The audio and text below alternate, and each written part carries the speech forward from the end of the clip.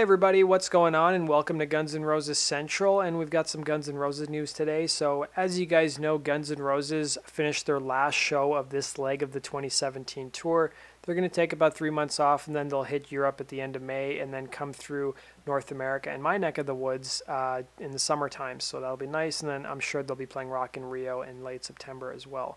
But let's talk about what happened at the Dubai concert. So the concert got good reviews. We'll talk about the reviews in a second. But let's talk about the fiasco that was the actual organization around the concert. So thousands of people, it seemed like, got stranded in traffic. Some people didn't even make the concert because of how long the wait was. Some people had to wait 3 hours. Some people had to wait 4 hours. And the big issue is that the venue where Guns played only had a one-lane entrance. So I guess the road leading up to it is 3 lanes, and then it converges into 1 lane. And you have, a stadium that's hosting 30,000 or 50,000 people, it's definitely got to have more than one entrance point. One guy said, at least a couple of the people they interviewed basically said, it took us 90 minutes to exit the car park and reach Lane Road. We passed at least 100 people walking on the highway trying to hitchhike. If you guys saw some of the photos, people were just abandoning their cars and just trying to walk to the concert.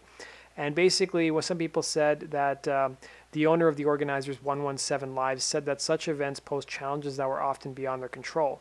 They said, until we have an arena with public transport set up and a permanent arena-employed events team, the very big shows will cause logistical challenges.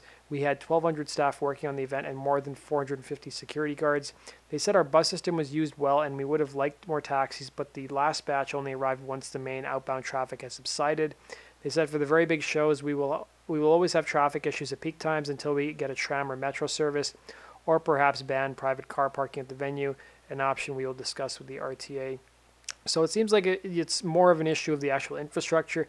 I'm kind of surprised because Dubai is a pretty wealthy place. They throw money at everything, and I don't know why they just can't build public transport to the actual arena. Like even in the city where I live, the public transport definitely needs some improvement. But I mean, we have trains you can take to get to the actual venues, and you don't have to sit in traffic for hours and hours. So it seems like some people were actually asking for refunds. Whether that'll happen, we'll have to wait and see. So we've got a couple of reviews of Guns N' Roses show in Dubai. One review from the National said that Guns N' Roses put on a euphoric knockout juggernaut of a show in Dubai. Now, they talked about some of the songs that Guns played, how they played most of their hits. They did comment on how, it's only 3 of the original members, and basically Steven and Izzy aren't there. And they said on the basis of the euphoric knockout juggernaut of a show, there's no rock band in the past 3 decades who can rival the might of Guns N' Roses. So it seems like they've been getting great reviews pretty much throughout this whole reunion tour they've been doing the last year. So we've also got some numbers from Guns N' Roses shows that they did in both Australia and New Zealand this year, and they sold an enormous amount of tickets. They sold over 350,000 tickets in just Australia and New Zealand alone.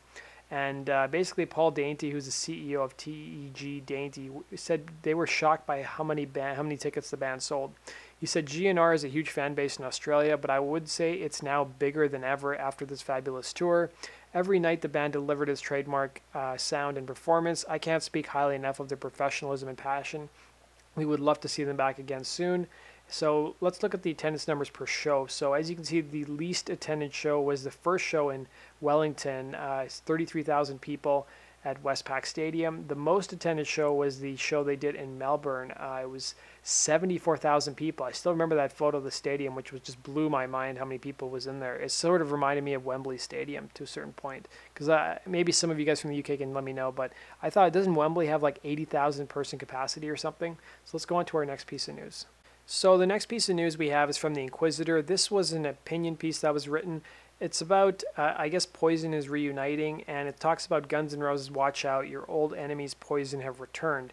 So it compares both bands. It talks about, the supposed rivalry that existed between them. As you guys know, Slash auditioned for Poison way back in the day before CeCe DeVille got the job. And even like during a Guns N' Roses show in '91, Axl was joking that it was like around the time that Poison had broken up, and he had made some joke about it.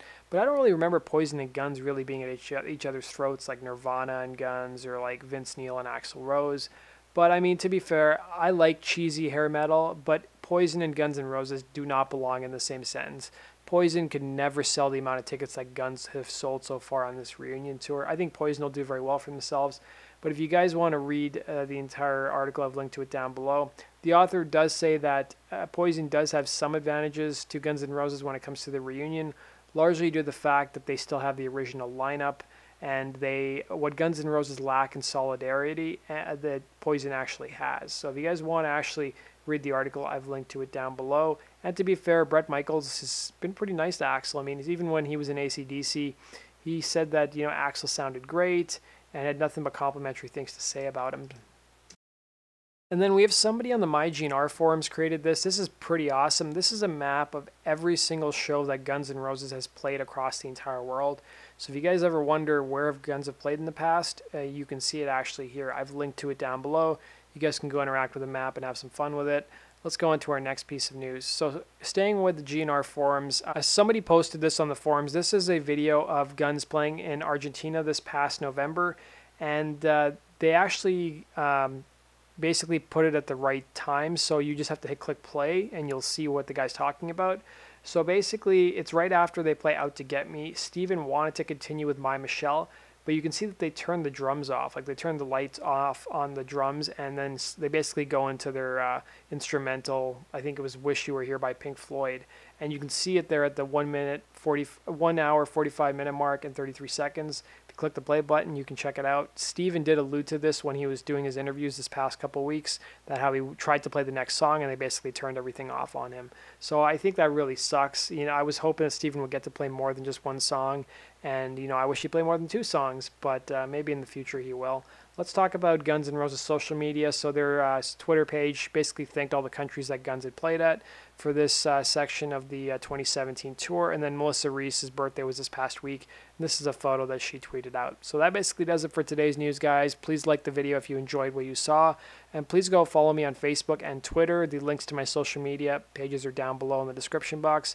And as always, guys, let me know your thoughts on today's news. And be sure to subscribe to my channel for all things related to Guns N' Roses. Take care, guys.